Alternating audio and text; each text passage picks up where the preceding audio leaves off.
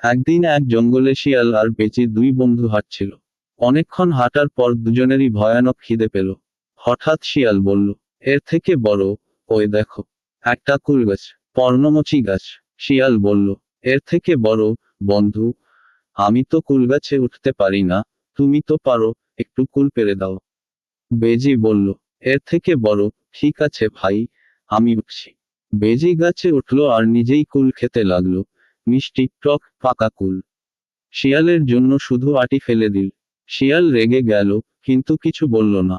বেজি পেট পুরে কুল খেয়ে গাছেই ঘুমিয়ে পড়ল। হঠাৎ এক ঝড় উঠল, ঘূর্ণিঝড়। বেজি গাছ থেকে পড়ে ধপাস করে মাটিতে পড়ল।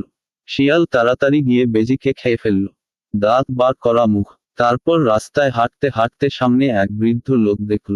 বৃদ্ধ বলল, এর থেকে বড়, ওই দেখো, কি মোটা পেটের শিয়াল।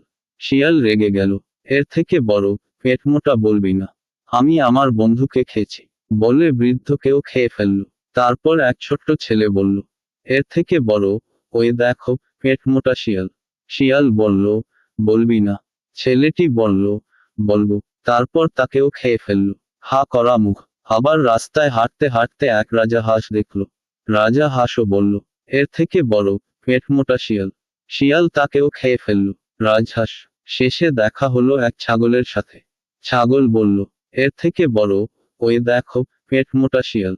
শিয়াল বলল, এর থেকে বড়, পেট মোটা বলবি না, আমার বন্ধুকে খাইছি, এবার তোকে খাবো। ছাগল শান্তভাবে বলল, এর থেকে বড়, ঠিক আছে, খাও, তবে আমার বাচ্চা দুটোকে দুধ খাইয়ে আসি। শিয়াল রাজি হলো।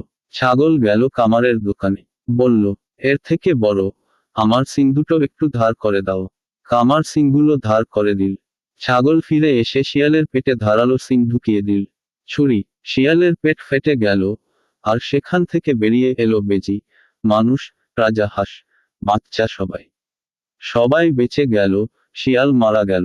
বন্ধুরা, গল্পটা কেমন লাগলো? যদি ভালো লাগে লাইক কমেন্ট সাবস্ক্রাইব করতে ভুলবেন না।